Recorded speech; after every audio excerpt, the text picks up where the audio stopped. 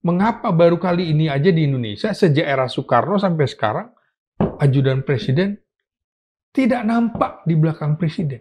Ada apa? Di publik sepertinya terlihat Presiden Prabowo lebih percaya kepada ASPRI daripada ajudan. Apa benar begitu, Bang? Kalau terjadi apa-apa dengan presiden, 4 ajudan ini bertanggung jawab. Dia melekat kepada presiden untuk 3 unsur. Unsur sebagai kepala negara, kepala pemerintahan, dan urusan pribadi. Keluarga. Iya, jadi rahasia semuanya dia jaga. Yang menarik adalah kenapa begitu spesial Presiden Prabowo sampai menjemput ASPRI-nya. Ya kan? Nah, kenapa itu, Bang? Nah, itu dia. Ada apa? Elit-elit TNI juga harus berani menyatakan kalau salah, jangan didukung presidennya. Buktikan kalau perwira tinggi itu tidak takut mati. Tapi ini sekarang dengan tidak berani mengomong nose kepada presiden, artinya dia takut kehilangan jabatan.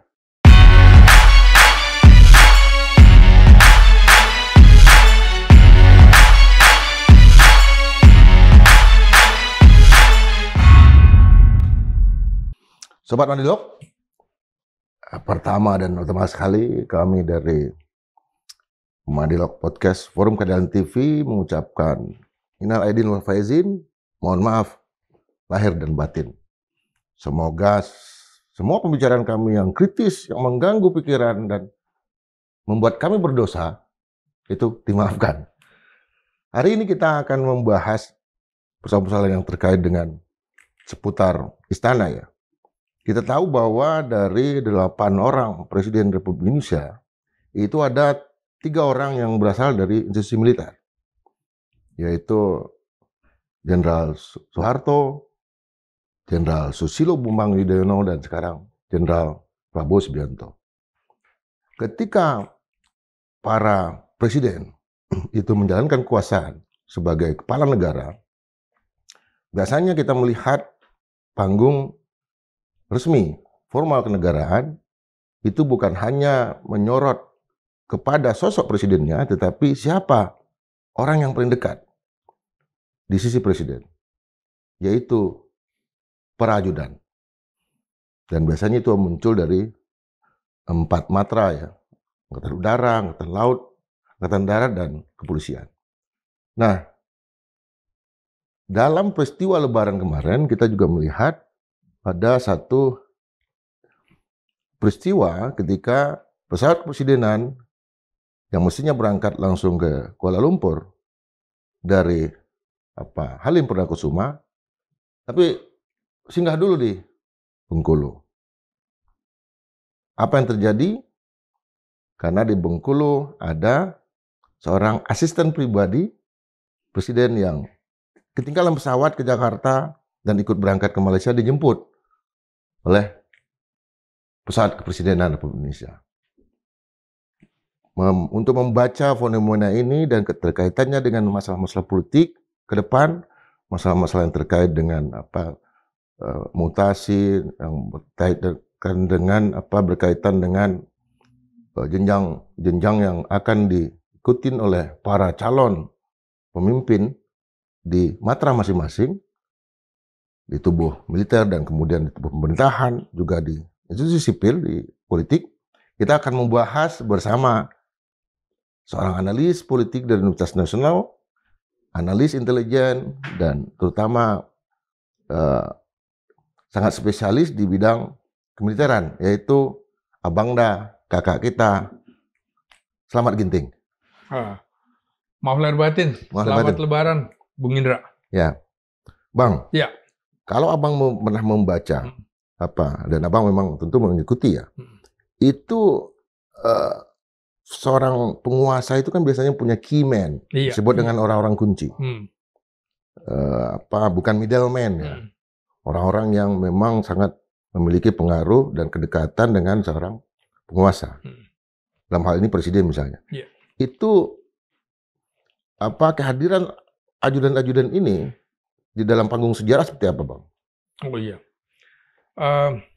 Ajudan presiden ini ada di hampir semua negara. baik yang dipimpin oleh Perdana Menteri ataupun Presiden. Dia melekat. Karena tugasnya itu pengamanan fisik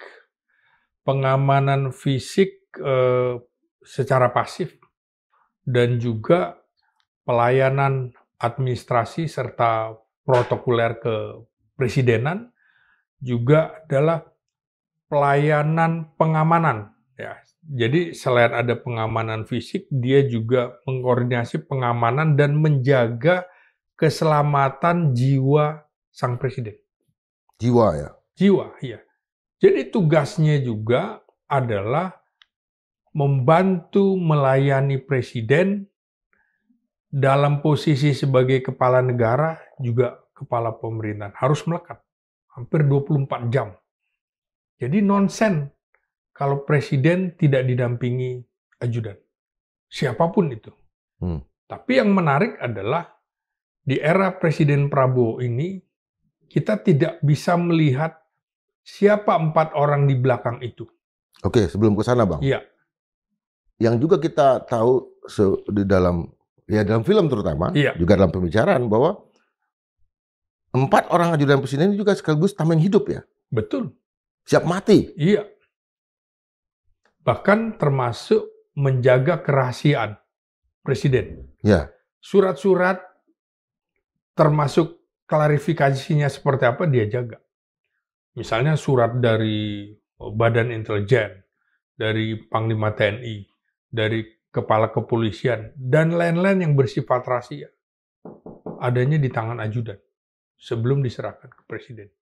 Betapa pentingnya seorang ajudan itu di tengah-tengah melindungi presiden.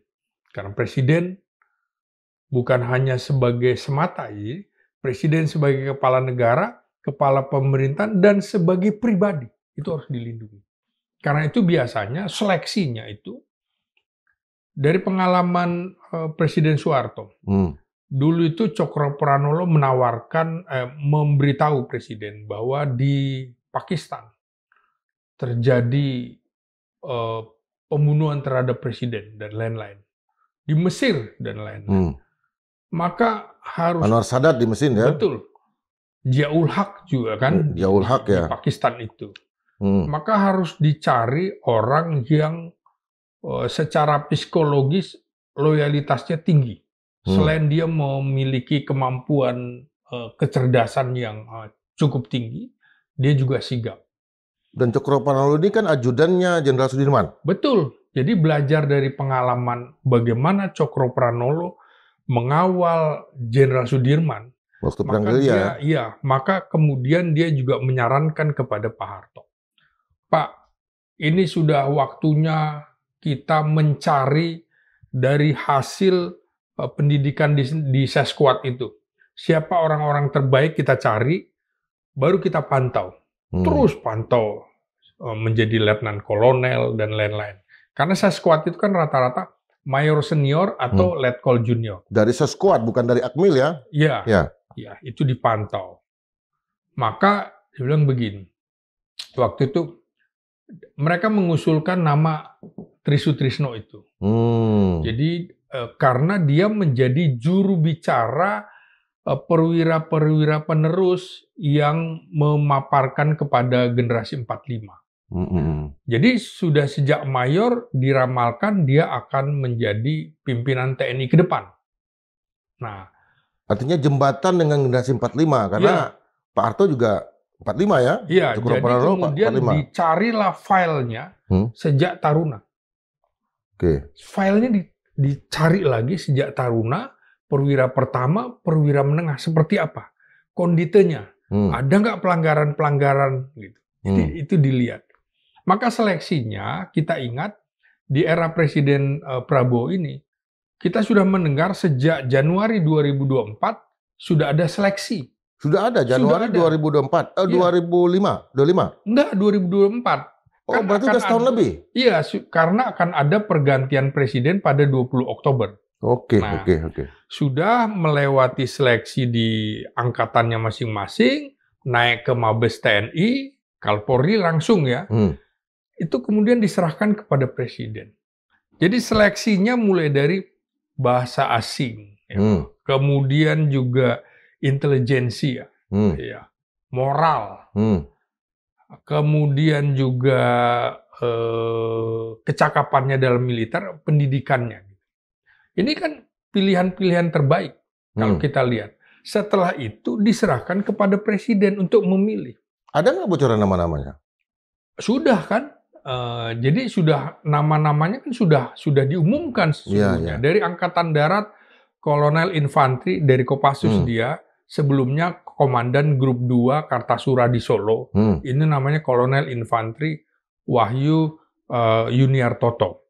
Wahyu Yuniartoto. Iya, alumni Akademi Militer tahun 2001. Anda ingat siapa salah satu manajer terbaik pencaksilat kita di kejuaraan dunia dan SEA Games yang kemudian ketika ada kerusuhan di SEA Games dia pasang badan. Nah, itulah Wahyu Yuniartoto. Nah, seorang ahli bela diri juga ya? Iya, jadi dia seorang master ya? Iya, jadi dia juga lulusan ketika dia pendidikan Susdanyon, Susdandim dia terbaik. Nah, kemudian juga pendidikan militernya juga di luar negeri kayak Korea, India begitu. Nah, kemudian dari Angkatan Laut itu namanya Kolonel Pelaut Romi HB Putra, lulusan 2002. Nah, dia juga lulusan terbaik matrikulasi persamaan 3 matra pendidikan. Nah, dia pendidikannya juga di Eropa, di Amerika, terakhir Komandan KRI Hasanuddin kalau nggak salah, saya lupa nanti. Nah, kemudian di Angkatan Udara Kolonel Penerbang Dr. Anton Palaguna. Ini udah doktor. Ya. Nah, ini dia juga lulusan terbaik Sesko TNI kemarin 2024 dan juga karya tulis terbaik di Sesko TNI. Jadi 2 penghargaan diambil semua. Ini orang pintar nih, doktor. Terakhir kalau nggak salah dia komandan sektor di IKN. Yang polisi doktor Kombes Dr. Arisonta. Itu lulusan 2002. Dia terkenal sebagai polisi yang dicintai rakyat karena banyak sekali dia terlibat ketika ada peristiwa yang terkait dengan medsos. Jadi dia dikenal tuh di medsos. Dan ini dia juga doktor. Jabatan terakhir staf pribadi Kapolri Jenderal Listio Sigit Prabowo. Jadi ini orang-orang hebat. Tapi kenapa tidak digunakan? Itu kan yang menarik. Tidak digunakan? Tidak digunakan. Tapi SK udah? SK sudah. Kalaupun orientasi kan nggak masuk akal. Ini udah 6 bulan ini. Nah ini ajudan... 12 hari lagi 6 bulan loh? Lah, ya 20 April udah 6 bulan? Iya, sudah 6 bulan. Padahal ini seleksinya juga sudah sejak Januari. Ya. Artinya sudah setahunan mereka melewati proses-proses itu. Dan belum pernah terjadi sebelumnya ajudan presiden tidak digunakan. Nah, ajudan presiden ini posisinya adalah di bawah sekretaris militer presiden. Di bawah sekretaris militer? Nah, sekretaris militer presiden, kemudian ada kepala-kepala biro. Kepala biro itu bintang 1. Dari AD, AL, AU, polisi. Nah, dia posisinya di situ. Jadi, ini perwira senior, calon pemimpin TNI dan Polri ke depan ini kan. Nah, kok nggak dipakai? Kenapa? Yang menarik adalah kenapa begitu spesial Presiden Prabowo sampai menjemput asprinya, ya kan? Nah, kenapa itu, Bang? Nah, ya itu dia. Ada apa? Saya kira jangan sampai terjebak pada urusan pribadi, tapi harusnya urusan kenegaraan. Karena ajudan itu adalah perangkat yang disiapkan oleh negara, ada nih perintahnya, untuk mendampingi presiden. Kan fungsi kepala negara di Indonesia, fungsi presiden Indonesia, itu kan seperti 2 kepala. Kepala negara dan kepala pemerintahan. Betul. Untuk hal-hal yang berbau pemerintahan ini disebut dengan politik. masuklah kabinet, Iya, partai-partai politik, betul. asisten pribadi. Tapi sebagai kepala negara, itu muncullah ajudan. Karena presiden adalah simbol negara, ajudan juga simbol untuk menjaga panji-panji kenegaraan. Betul. Nah, kenapa dua hal ini, sepertinya ini pemerintahan jauh lebih ditonjolkan sekarang daripada negara. Nah, di Indonesia itu kan tidak ada pemisahan. Presiden sebagai kepala negara sekaligus kepala pemerintahan. Betul. Nah, makanya ajudan presiden ini berbeda dengan yang lain. Dia melekat kepada presiden untuk 3 unsur. Unsur sebagai kepala negara, kepala pemerintahan, dan urusan pribadi. Keluarga. Iya, jadi rahasia semuanya dia jaga. Termasuk misalnya yang saya dengar dulu kan, sebelum presiden atau kepala negara meminum teh, dia harus minum dulu, karena jangan ada racun. Iya. Segala sesuatu dia tes dulu, dia tes. Biasanya itu pas pampres. Oh, itu pas pampres ya? Pas pampres. Oke. Tapi ajudan juga lihat itu ya? Oh iya, jadi kan ada apa istilah tim advance yang mencicipi makanan segala macam. Ini beracun atau enggak, atau jangan-jangan tidak sesuai dengan kesehatan sang presiden. Misalnya presiden punya alergi kalau makan minum sesuatu gitu. Nah, jadi kan memang presiden didampingi pas pampres, orang kesehatannya ada, ya kan? Ahli nubikanya ada, ahli bom ada, semuanya ya. Termasuk alat pendeteksi bom itu. Betul. Yang kalau ada bom yang ditembakkan, mereka yang mati. Iya, ahli sinyalnya juga ada. Sinyal. Iya kan? Ya, semuanya ada. Jadi pas pampres itu adalah perisai hidupnya. Perisai hidupnya presiden. Begitu juga dengan ajudan. Ya, kalau terjadi sesuatu dengan presiden, Mabes TNI bisa tanyakan dulu kepada ajudan. Mengapa terjadi seperti ini? Dia harus bertanggung jawab. Jadi tugasnya itu berat. Tapi kenapa kemarin juga tidak dibawa ke Malaysia segala macam ya? Jadi kemana sang ajudan presiden? Saya kira nggak bisa lagi kepala staf presiden bilang ini masih orientasi, nonsen lah. Saya kira orientasi udah berapa lama? Menteri bisa langsung bekerja, kenapa ajudan tidak? Loh iya makanya, ini kan harusnya kalau kita lihat setiap pelantikan presiden tiba-tiba sudah ada 4 orang yang berada di belakang presiden, otomatis sudah bekerja. Sebelum presiden dilantik, dia sudah standby itu.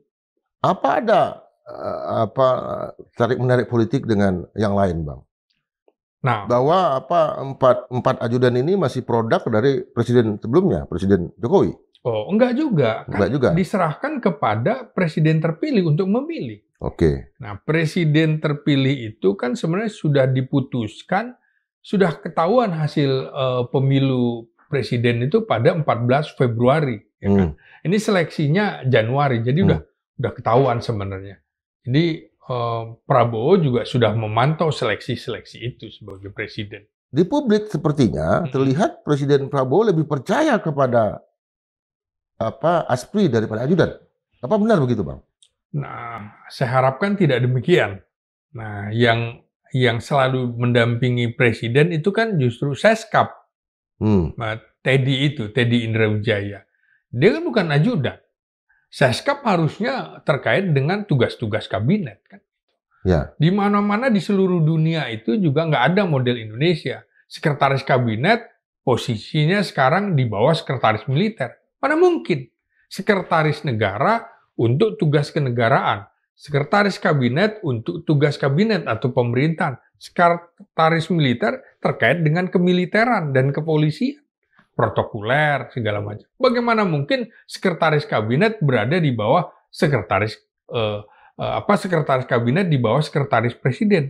Apa kata dunia?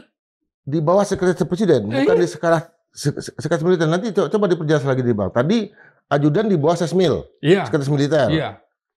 Kalau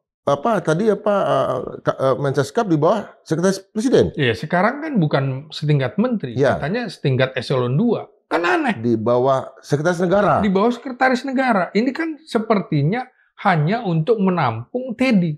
Kan harusnya nggak demikian gitu loh. Berarti ini kan masalahnya juga Iya, Presiden makanya. lebih nyaman dengan Teddy, jangan-jangan publik membacanya seperti itu. Apa Iya. Presiden lebih memilih Asprinya daripada ajudan-ajudannya? Nggak bisa, ini kan urusan kepribadian dengan urusan negara. Ajudan adalah perangkat negara, perangkat yang disiapkan oleh negara untuk melindungi presiden. Pengamanan fisik pasif menyatu dengan presiden sebagai kepala negara, kepala pemerintahan, dan sebagai pribadi. Seperti baju Oh iya, dan jas yang digunakan oleh presiden ya. betul. Artinya langsung ketika orang melihat seorang sosok presiden sebagai kepala negara, itu skala perangkatnya termasuk ajudan itu ada perangkat kenegaraan ya. Ada. Itu perintah negara loh. Ajudan ini bukan asal-asalan, harus digunakan. Ini kalau tidak, siapa yang bertanggung jawab nanti? Kalau terjadi apa-apa dengan presiden, 4 ajudan ini bertanggung jawab, termasuk sekretaris militer presiden dan juga komandan pas pampres. Yang melekat dengan presiden juga dalam pengamanan itu komandan grup A, pas pampres. Kalau wapres, komandan grup B. Jadi itu betul-betul jadi satu rangkaian, satu paket itu sebenarnya. Harusnya ada. Mengapa baru kali ini aja di Indonesia, sejak era Soekarno sampai sekarang, ajudan presiden tidak nampak di belakang presiden? Ada apa? Saya mendengar ada informasi ketika proses presiden berkunjung ke negara A, ya, saya nggak sebut negaranya lah, dan akan menandatangani sejumlah MOU dan segala macam. Lalu ada orang-orang politik masuk ke sana, para menteri, dan mencapai kesepakatan, tetapi menteri ini tidak menyerahkan dokumen yang akan ditandatangani oleh presiden kepada menteri yang lain.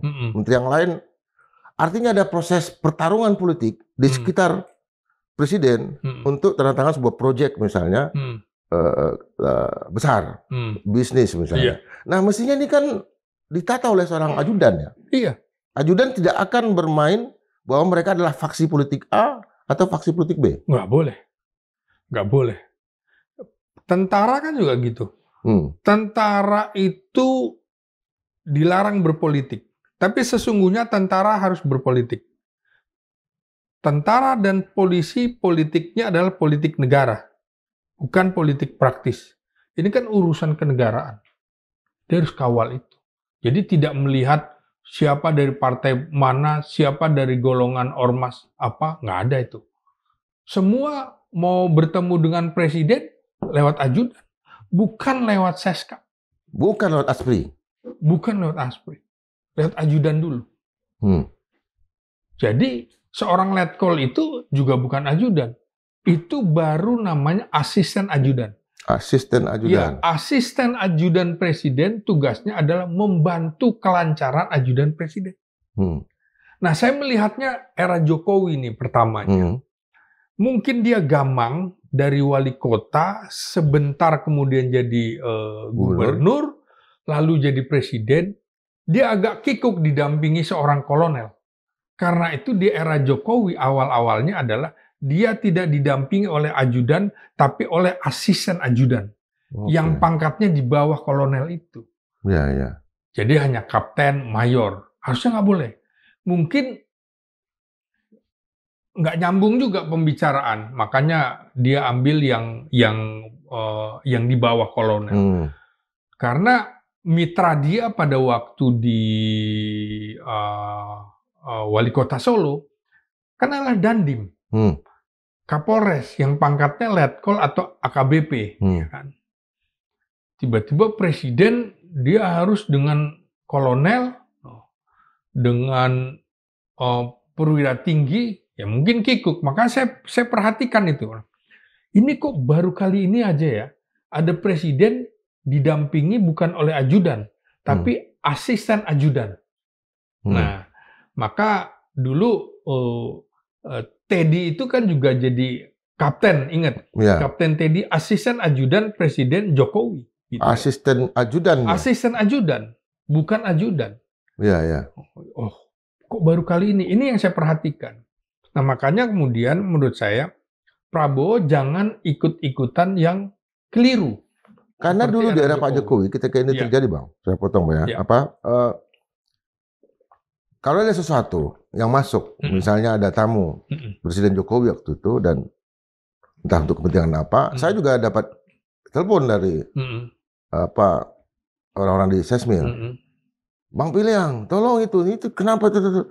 Artinya ininya merembet gitu, bahwa mestinya tidak begini, Iya. tapi begini. Iya. Cuma karena nggak punya nggak mau dan tentu nggak berani menyampaikan langsung kepada presiden segala macam, larinya ke saya misalnya sebagai orang politik gitu kan. Artinya segala sesuatu yang tidak sesuai dengan katakanlah tata kelola kenegaraan yang benar, itu akan merembet ke yang lain. Iya. Terjadi satu proses informasi yang akurat akhirnya menyebar keluar. Ya, jadi ini kan karena penuh kerahasiaan begini contohnya. Pada waktu peralihan kekuasaan dari Soekarno kepada Soeharto, pas pampresnya atau resimen Cakrabirawa itu kan dibubarkan. Ya. Diganti oleh Yon Pomatparah. Disitulah awal mulanya polisi militer menjadi pas pampres dan menjadi ajudan Presiden Soeharto. Dibubarkan semua Cakrabirawa.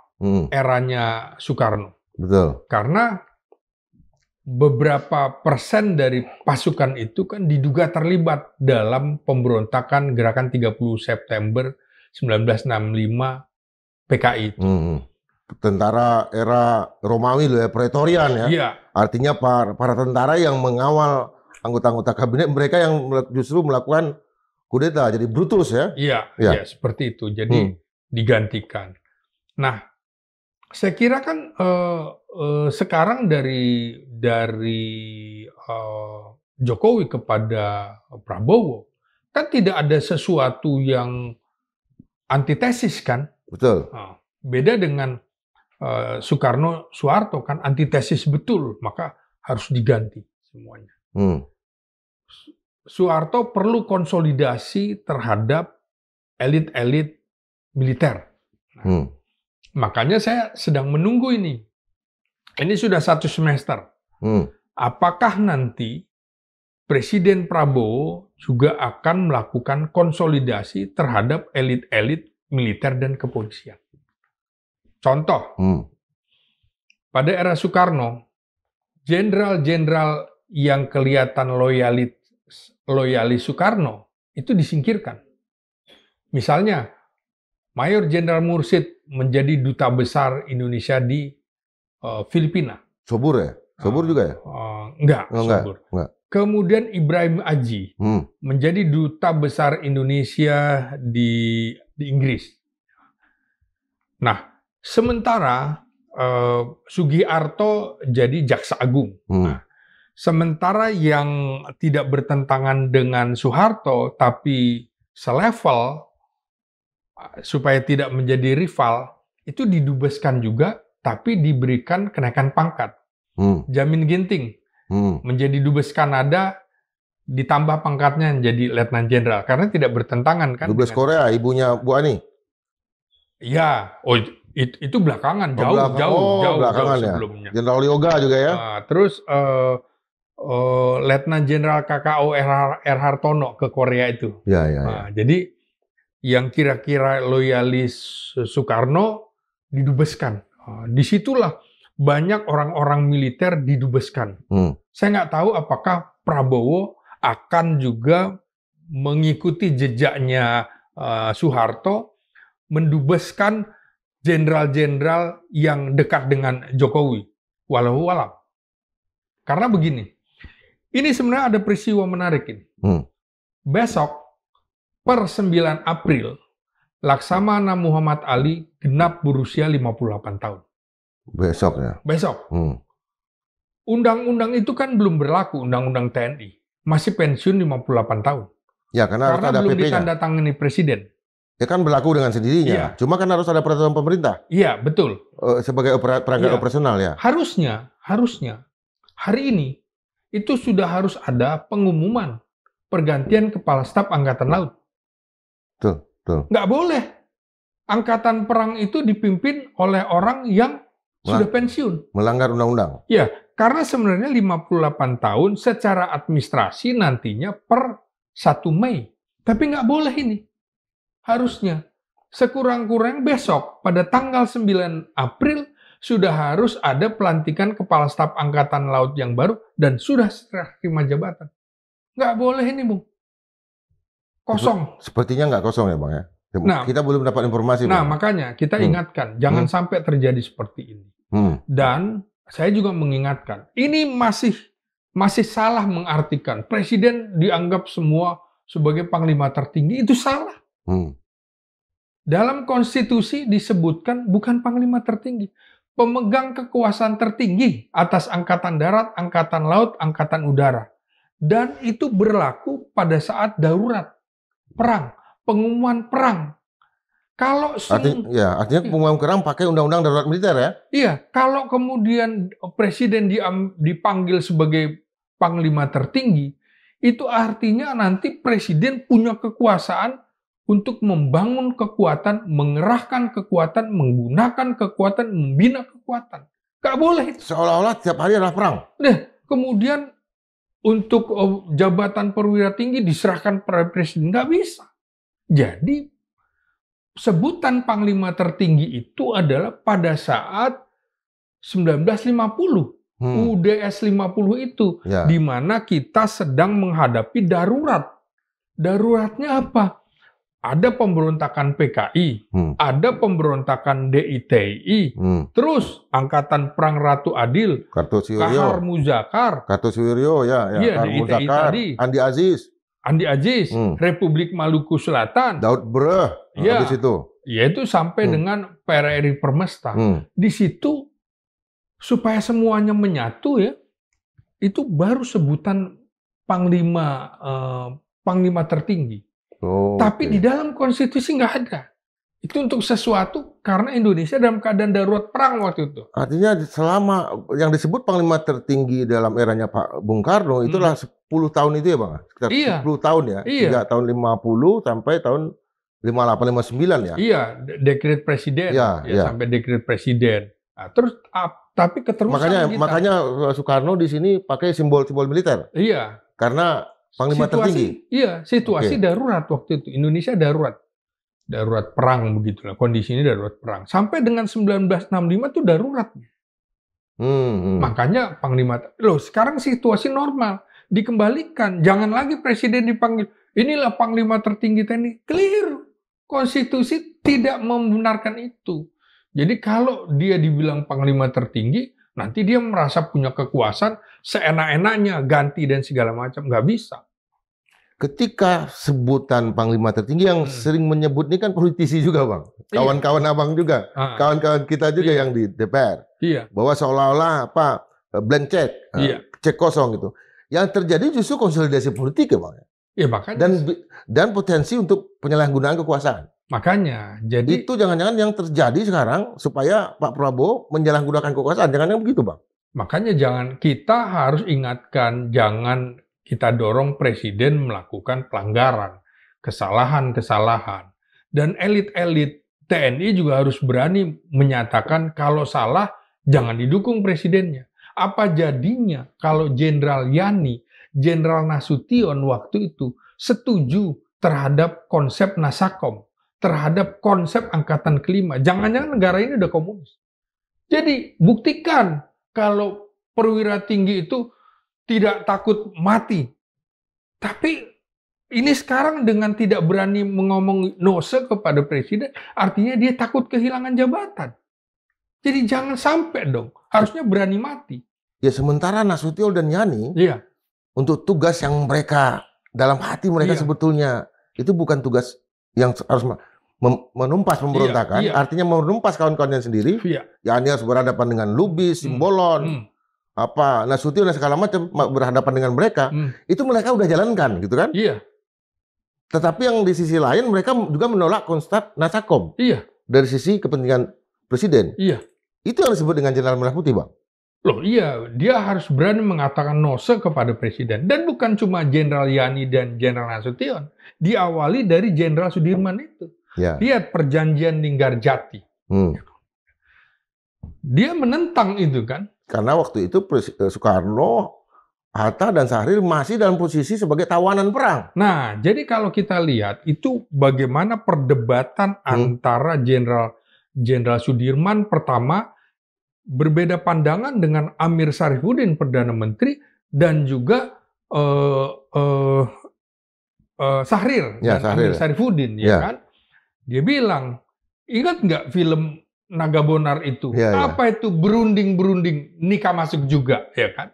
Itu dia ingatkan, Sudirman mengingatkan, kami nggak sepakat dengan perundingan-perundingan para politisi ini. Belanda itu nggak bisa dipercaya. Betul kan terjadi itu. Betul. Yang mendukung Sudirman adalah Tan Malaka, ya kan? Yang kemudian melakukan bersama Jenderal Mayor Sudarsono, Panglima Divisi Jogja, melakukan kudeta, yang akhirnya keduanya ditangkap. Tapi memang tidak ada, kalau Sudirman konsepnya kita nggak menolak kudeta. Nah, itu bedanya dengan Tan Malaka. Tapi Tan Malaka firm dengan idenya Sudirman, nggak bisa berunding-berunding. Sama Linggarjati, dia tidak setuju. Renville tidak setuju.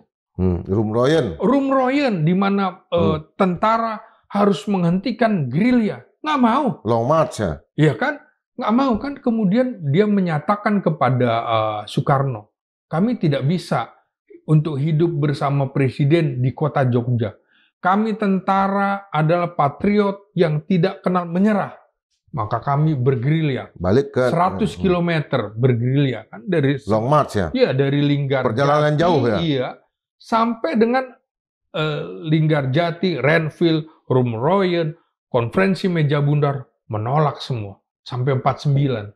Sampai akhirnya Soekarno mengundang Jenderal Sudirman yang sudah sakit, paru-parunya satu, dan jaketnya udah lusuh, dipeluk, dan surat Soekarno kepada Sudirman adalah dia membahasakan dirinya sebagai Kanda dan Sudirman sebagai Adinda.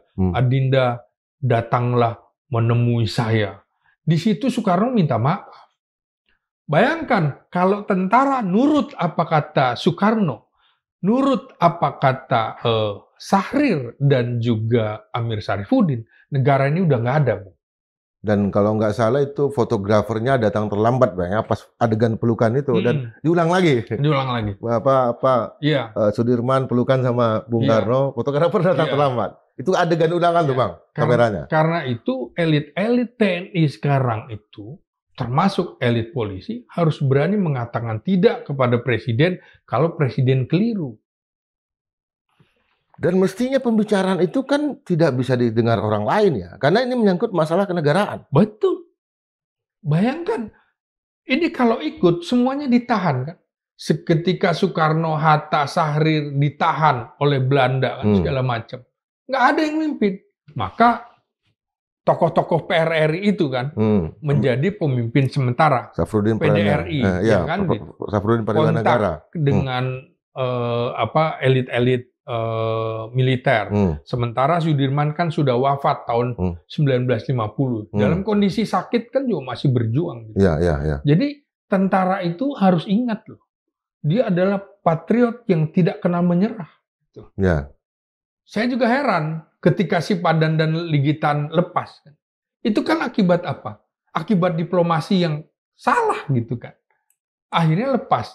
Harusnya tentara nggak boleh nurut. Apa kata politisi yang seperti itu? Lepas mau apa? Di Den Haag mestinya perang ya? Nah, perang harusnya dulu. duduki. Mari ini duduki Sipadan Ligitan. Malah saya menyarankan rebut kembali itu wilayah kita. Kan begitu. Betul. Sama dengan Timur Timur. Kan begitu. Gara-gara nurut apa kata pendapat politisi gitu kan. Para diplomat sipil hilang semua. Ini kalau kita baca lagi nih, Bang. Ya. Arahnya ke depan. Arahnya ke depan. Apakah ini persoalannya muncul dari negosiasi yang diam-diam yang terjadi di kalangan politisi untuk dalam tanda kutip mencederai performa Prabowo, atau Pak Prabowo sendiri yang lagi bukan test the water ya, memperlihatkan satu proses operasi untuk memang benar-benar menyiapkan ini secara serius. Nah, saya kira harapan saya, tentunya kita harus memberikan semacam ruang untuk Presiden melakukan konsolidasi, termasuk konsolidasi demokrasi. Jadi tarik-menarik ini menurut saya masih ada, masih kencang. Ya. Bukti, sampai saat ini kita tidak punya duta besar Indonesia di Amerika.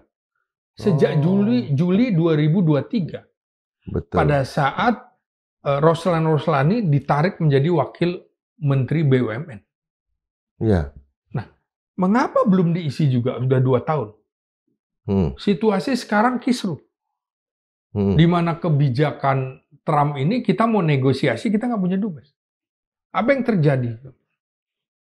Amerika barangkali menganggap bahwa Indonesia menganggap kami tidak penting. Betul. Sehingga tidak menempatkan dubesnya. Kau merasa lebih penting dengan Cina kan? Ya kan? Seperti itu.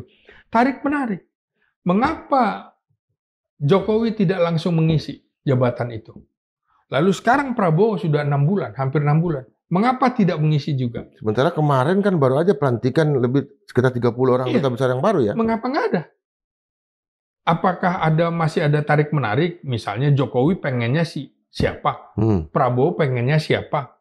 Dan barangkali Menteri senior, dulu kan ada desas-desus. LBP menawarkan Kartini, tapi akhirnya di Jepang kan, bukan di Amerika. Iya. Jangan-jangan ini ada tarik-menarik. Kartini menggantikan Eri Ahmadi? Iya, di Jepang. Iya. Kemudian Jokowi maunya siapa? Kita nggak tahu. Kartini Sahrir ya? Katanya ibunya Pandu. Desas-desus Wisnu Wardana. Wisnu Wardana? Iya. Yang istrinya menjadi menteri? Ya, itu kan kosong. Ini apa gitu loh. Jadi menurut saya Prabowo harus segera melakukan konsolidasi. Udah cukup nih 6 bulan. Di dalam politik itu, lawan politik adalah orang terdekat. Lawan politik adalah orang terdekat. Apa nih terjemahannya Bang, hubungan Indonesia dengan Amerika dalam posisi dubes ini? Loh, kemudian Prabowo juga menempatkan Indonesia masuk dalam BRICS. BRICS ya, oke. Ya, di situ ada Brazil, Rusia, India, Cina, dan Afrika Selatan. Afrika Selatan. Ini kan negara-negara besar dengan jumlah penduduk besar. Ada Cina, ada India, ada Indonesia. Brazil kan terbesar juga di Amerika Latin. Rusia jumlah penduduknya cukup banyak, gitu kan. Nah ini artinya perang dagang. Nah, yang namanya perang itu sudah terjadi kan, bukan hanya perang militer. Kita harus baca juga sekarang. Amerika sedang mengurangi sekitar 90 sampai 100 ribu personil angkatan daratnya. Karena tidak mampu lagi membiayai. Dan dia akan fokus pada korps tempur saja yang dipusatkan di Indo-Pasifik. Dilepas dari kekuatan NATO di Eropa menjadi ini. Kecuali sekarang kan ada 300 ribu tuh pasukan Amerika yang ada di Timur Tengah. Iya, makanya sudah mulai ditata kembali. Jadi memang Trump ini sedang mempersiapkan perang. Iya, perang dagang, perang militer, dan lain-lain. Sekarang Taiwan sudah juga mengumandangkan sudah siap perang. Bayangkan, siapa yang berani ngompori? Jadi situasinya menurut saya di dunia ini sedang tidak baik-baik saja. Makanya Prabowo juga harus dia bisa melakukan konsolidasi organisasi di tanah air. Baik konsolidasi politik di kabinet, juga konsolidasi di elit-elit militer. Sebagaimana itu dilakukan oleh Trump ya. Trump kan melakukan itu, melakukan perubahan di struktur militernya Amerika. Panglima gabungan misalnya, dia ubah. Ini dia ganti, itu dia ganti. Iya. Ini kan nggak lazim nih. Ada kepala staf gabungannya adalah orang yang sudah pensiun, Letnan Jenderal Angkatan Udara, ditarik jadi diaktifkan kembali. Betul. Ini mirip Soekarno menarik kembali Nasution yang sudah dipensiunkan menjadi Kepala Staf Angkatan Darat lagi. Sama nih. Artinya ada situasi yang tidak stabil di situ. Situasi non perang tapi sedang mempersiapkan perang. Iya. Nah, Pak Prabowo sedang mempersiapkan perang apa nih, Bang? Harus. Dia kan sedang membangun 100 batalion teritorial pembangunan. 100 batalion. Ya. Jadi memang jumlah personil kita itu minim. Kalau kita lihat, maka kita harus bisa 100 nangkap. itu jumlahnya 100.000 ya, Bang? Kenapa? 100 batalion itu 100.000. Iya, 1 batalion sekitar 1.000. Ya, oke. 100.000 lagi ya. Batalion maksimal itu 1.000. Berarti sekitar 100 kali 1.000, 100.000. 100.000, sekitar 20%. Iya. 20% Artinya jumlah. rencana setiap tahun. Ya, oke. Setahun itu 100.000. Oke, ya. Teruskan, Bang. Gimana? Nah, kemudian nanti sampai dengan 5 tahun pemerintahan dia, tentara kita sudah 2 kali lipat. Dari 500.000 menjadi sekitar 1 juta. Bagi saya memang masuk akal, Bu. Karena jumlah penduduk kita 280 juta jiwa. Militer kita tidak sampai 1%-nya. 1% berarti 2,8 juta, ya kan? Ya kan? 1%. 0,5% berarti 1,4 juta jiwa. Ini cuma 450, bukan? 0,25%-nya juga belum. Jadi masuk akal. Sekarang fokus ke militer. Ya. Sampai saya akhirnya bisa memahami, oh iya ya, kenapa Inspektur Jenderal Kementerian Pertahanan ditaruh militer aktif, kemudian harus pensiun kan? Letnan Jenderal Irham Waroihan. Karena memang ada sekitar 15-an orang pejabat di Kementerian Pertanian yang dipecat oleh Menteri Pertanian. Pertanian ya? Iya. Bukan Menhan tadi. Iya. Pertanian ya? Pertanian. Sama juga penempatan Letnan Jenderal Novi ini yang akan Bulog akan segera dipensiunkan. Saya kira ini persiapan untuk persiapan perang. Karena dalam perang itu harus ada lumbung. Lumbung pertanian. Kita harus menyiapkan beras atau padi untuk persiapan perang berlaku. Karena situasinya udah seperti ini. Istilahnya Pak Prabowo itu kemarin dalam ketika bertemu para pemret itu adalah food, energy, and water. Iya, betul. Pangan, energi, dan air. Iya. Artinya ini perang sekarang. Iya. Karena energi kan. Rata-rata perang karena rebutan energi. Ya. Ya kan. Indonesia kan termasuk negara dengan sumber daya alam luar biasa.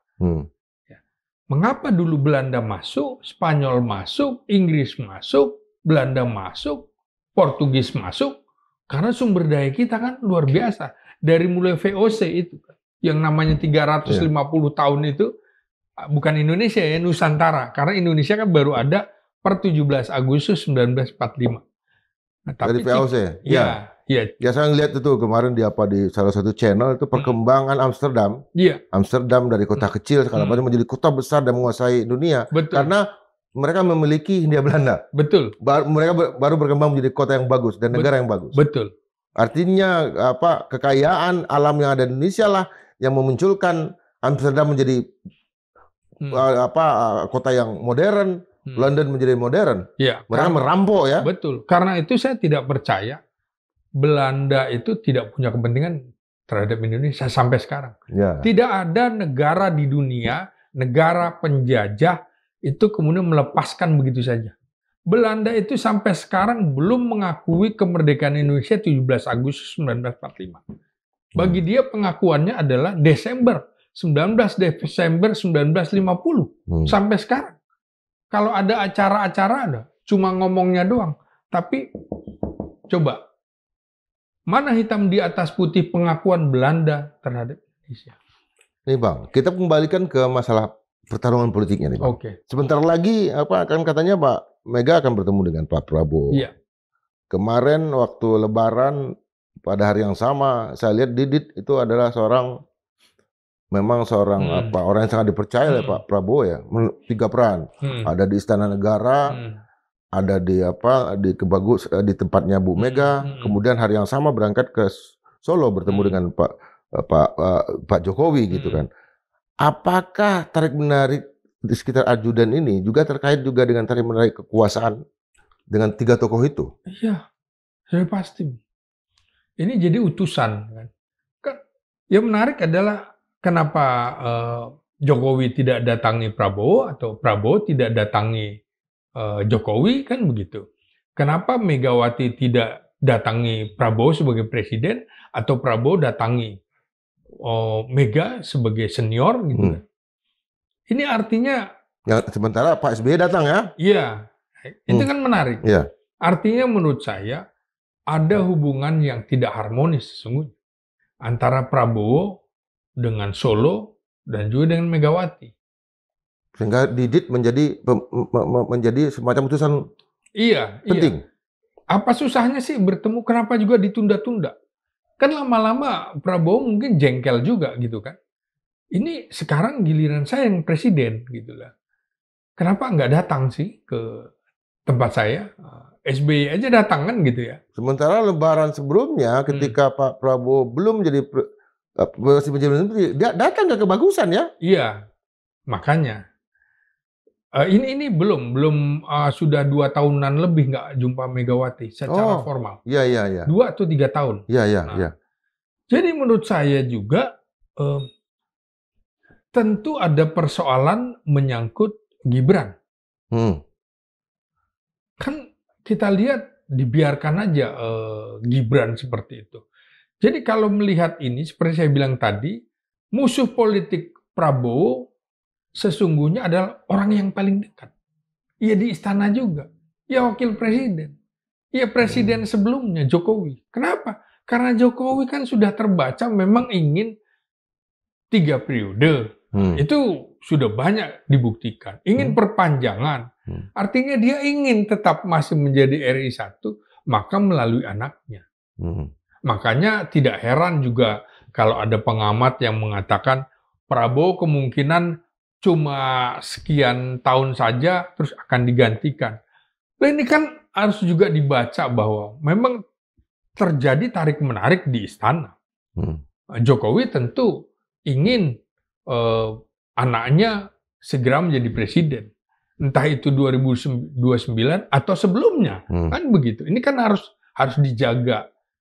Terutama misalnya kondisi kesehatan Presiden Prabowo harus dijaga. Jangan terlalu lelah gitu. Karena publik juga melihat bahwa ada motif-motif politik dari Jokowi. Ada motif-motif politik dari partai-partai atau organisasi-organisasi yang dulu sangat dekat dengan Presiden Jokowi. Makanya seperti saya bilang tadi, bagaimana Presiden Soeharto melakukan konsolidasi organisasi, konsolidasi politik di pemerintahannya dengan cara tidak langsung mengubah itu. Tunggu waktu berjalan baru dipindahkan menjadi dubes-dubes, dicopot segala macam. Tidak langsung, Bung. Ini juga kemungkinan begitu, termasuk kepada elit-elit yang ada di lingkaran Presiden Prabowo. Kalau kita lihat lagi kondisi Lebaran sampai hari ini, itu sekarang bola itu benar-benar sudah di tangan Prabowo ya? Harusnya begitu. Prabowo harus kendalikan itu. Bola ada di tangan dia. Ini sudah waktunya menurut saya Prabowo melakukan reshuffle kabinet. Per 20 Oktober ini sudah 6 bulan. Wajar publik juga menunggu evaluasi itu. Termasuk membuang katakanlah unsur-unsur politik yang tidak loyal, yang artinya setengah loyal. Iya, kan Prabowo loyalitas ganda. Iya, Prabowo juga sudah mengakui bahwa komunikasi politiknya buruk pemerintahan dia. Kan ketika ditanya, kalau ada angka 0 sampai 10, pemerintahan Anda kira-kira nilainya berapa? Dia sendiri sebutkan. Karena masih 6 bulan, kurang dari 6 bulan, nilainya 6. Memang beberapa masih buruk, termasuk di pemerintahan, termasuk komunikasinya. Ya sudah, kalau gitu, copot aja kepala komunikasi kepresidenan. Misalnya? Ya, misalnya. Atau sejumlah menteri yang lain? Ya, menteri yang lain, yang memang sudah dipantau oleh publik. Nama-nama itu kan sudah beredar. Ini nggak firm nih, ini nggak firm nih. Kita dalam kondisi keuangan sedang susah. Kita sedang konsolidasi di mana geopolitik, geoekonomi, geostrategis berubah sangat cepat ketika Donald Trump menjadi presiden. Ini kan harus juga dipikirkan. Berarti harus ada menteri-menteri yang diganti. Pejabat-pejabat termasuk militer yang harus diganti. Termasuk pejabat-pejabat di kementerian maupun lembaga setingkat menteri harus diganti. Dubes-dubes.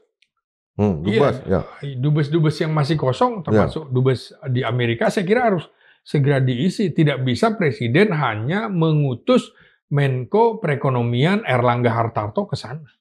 Karena harus ada LO-nya di sana, yang setiap hari. Makanya. Belum lagi kan sekitar 1.000 lebih penduduk Indonesia yang di Amerika sekarang kehilangan lapangan pekerjaan. 1.000 lebih? 1.000 lebih. Belum lagi Donald Trump itu tergolong sebagai pemimpin Amerika yang anti-imigran. Mengapa kita tidak antisipasi itu? Bagaimana dengan yang katanya kabur aja dulu, sekarang mau kabur ke Amerika? Nggak ada pekerjaan. Yang di Amerika justru pengen kabur. Nah, seperti itu. Kondisi adanya bola di tangan Pak Prabowo ini juga ditambah dengan kemenangan timnas kita ya, timnas senior dan timnas usia 17. Artinya sekarang kita ingin menegaskan kembali bahwa Pak Prabowo sekarang dengan hak prerogatif Anda punya, silahkan konsolidasikan kekuasaan dengan mengubah komposisi anggota kabinet, karena ini bukan masalah, karena orang-orangnya yang bermasalah dan bukan Anda. Iya, saya kira harus diganti, Bung. Termasuk kalau bicara sepak bola nih, Bung ya. Kita harus menguatkan lagi nasionalisme mereka. Sekarang kebetulan ya, banyakan diambil dari Belanda. Ya, yang timnas senior ya. Yang keturunan kita di Belanda. Padahal kalau bicara sejarah kita itu dulu, orang-orang yang lari menjadi warga negara Belanda daripada memilih Indonesia, itu kan nasionalismenya diragukan. Nah ini kan keturunannya sekarang. Jangan sampai keturunannya juga nasionalismenya diragukan. Jangan-jangan main bola hanya karena duitnya. Nasionalismenya nggak ada. Beda dengan Bung Indra, nasionalismenya jelas Indonesia. Ini kan keturunan yang dulunya mungkin kakek nenek atau buyutnya nasionalismenya kurang, sehingga lebih memilih jadi warga negara Belanda kan. Ya, dulu waktu saya masih meneliti ya, rencana saya menulis tesis tentang OPM, RMS, dan kemudian GAM gitu kan. Salah satu informan saya yang di Belanda, seorang oma, kenapa bendera RMS selalu naik di Maluku setiap peringatan proklamasi. Kata dia, itu kan karena kami kirim Hulden katanya. Jadi kalau bendera itu naik, kami bahagianya minta ampun. Jadi ada foto segala macam, bendera naik lewat balon udara. Itu mereka kasih gulden. Jadi kepentingan ekonomi sebetulnya nostalgia. Iya, tapi nasionalismenya kan harus. Bagaimana Suratin dulu tidak mau kan pakai bendera Belanda. Jadi sejarah sepak bola Indonesia itu juga nasionalisme, dipimpin oleh tentara, Letkol Suratin begitu kan, yang mengumandangkan tentang Indonesia. Tetap harus orang-orang Indonesia yang menjadi wakil kita di Piala Dunia 1938. Walaupun di bawah Federasi Sepak Bola Belanda. Itu menunjukkan nasionalisme. Nah ini juga gitu. Oke, nggak apa-apa. Orang keturunan Belanda. Cuma nasionalismenya harus diperkuat. Ya kan? Nah, karena kalau kita lihat sejarah, kakek nenek lu dulu milihnya ke sana bukan sini, gitu. Kok ini sekarang membela merah putih? Nah, sekarang nasionalismenya harus dibangun. Jangan karena hanya uang mereka menjadi timnas Indonesia. Setelah itu nanti kembali lagi repot kita, Bu. Oke, Bang. Nanti kita akan undang Abang khusus untuk bicara sepak bola. Sobat Madilog, kita membicarakan posisi Presiden Prabowo, mantan Presiden Joko Widodo, mantan Presiden Megawati Soekarno Putri, mantan Presiden SBY misalnya, dan sampai ke almarhum Gus Dur, almarhum B.J. Habibie, almarhum Soekarno, itu karena kita melihat istana itu adalah cahaya. Tapi kalau istana penuh dengan kegelapan, sesuatu yang tidak kita mengerti, tidak sesuai dengan keinginan kita, aspirasi kita, kebutuhan publik dan kenyataan di lapangan, tentu dalam kerangka berpikir materialisme, dialektika dan logika, kita akan mempertanyakan itu terus. Dan atas semangat itulah maka nanti Madilog akan menghadirkan yang lebih tajam lagi menyangkut para penguasa, penyelenggara negara. Tetap berpikir merdeka 100% dan sampai jumpa edisi berikutnya. Terima kasih. Masih Bang. Iya, siap.